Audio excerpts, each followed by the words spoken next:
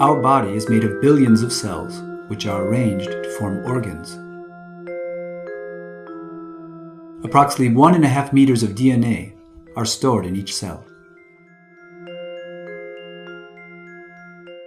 DNA is a giant molecule formed by two complementary strands which are wound into a double helix.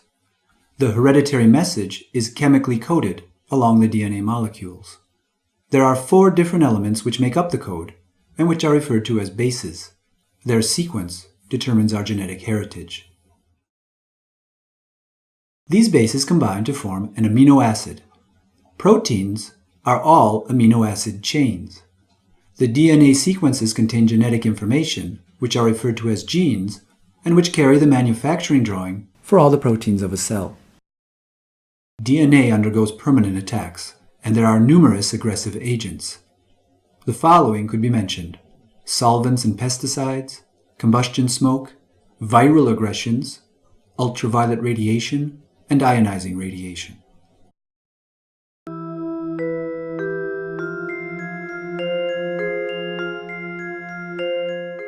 All molecules can be affected by radiation, but it is when DNA is impacted that there are the greatest consequences for cellular operations. The action of ionizing radiation on DNA may be direct, as well as indirect, via the water contained inside the cells. Water consists of free radicals.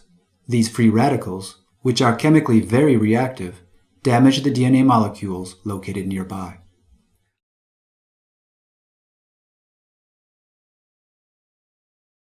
DNA damage induced by radiation varies according to the nature of the radiation and the level of exposure.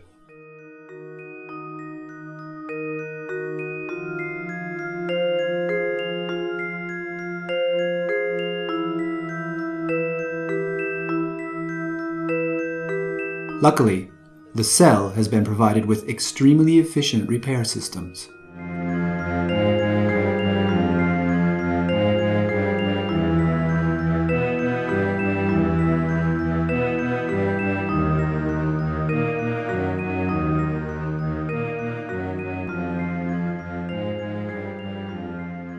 So, there is a repair system which starts operating when DNA is damaged.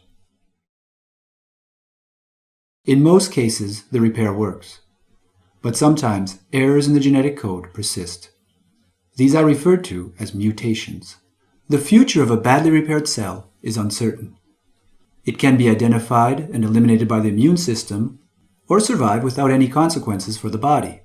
However, both cases can affect our health, when cells die in great numbers, or when they are transformed into cancerous cells. If the radiation dose is high, a significant number of cells will be damaged and will die. This will involve effects which are referred to as deterministic effects. High doses generate systematic effects on the people who have been exposed. Their severity depends on the dose of exposure, on the size of the body area which has been exposed, and on the type of organs which have been affected.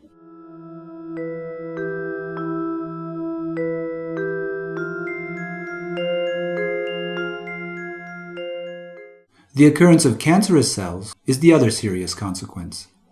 However, as opposed to deterministic effects, this effect does not systematically affect each person who has been exposed. The development of a cancer cannot be predicted at the scale of an individual. Only the risk of occurrence in an individual can be estimated. Such effects are referred to as stochastic effects.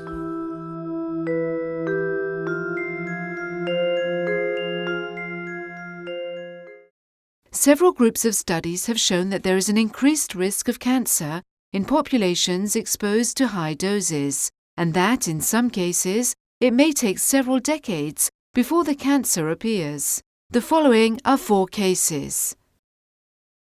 In the 1930s, female workers in the clock-making industry used radium-based paint to paint the hands of the clocks and the numbers on the alarm clock dials. In the 1950s, before the mines were ventilated, uranium miners used to inhale air which was highly contaminated with radon. Thereafter, the levels of exposure dropped systematically.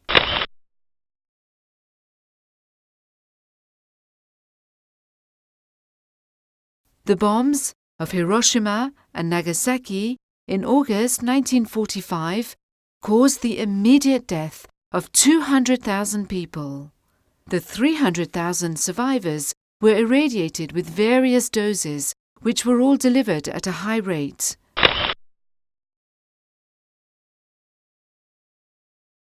For more than 30 years, the survival rate for cancer patients has steadily increased as progress has been made in the medical field.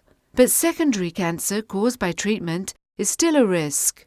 Despite efforts to target only cancerous cells during radiation treatment, the rays still touch the healthy surrounding tissue and may have carcinogenic effects.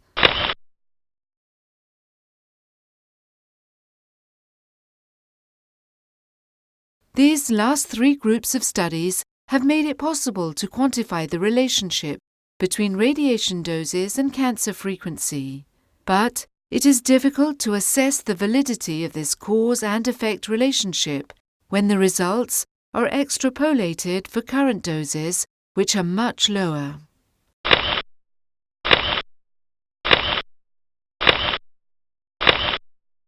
In order to determine if these extrapolations are accurate, studies are also conducted on low doses and dose rates. As there is no scientific evidence, a careful attitude involves considering that effects exist at low doses. As regards radiation protection, actions are conducted on the basis of this principle of precaution.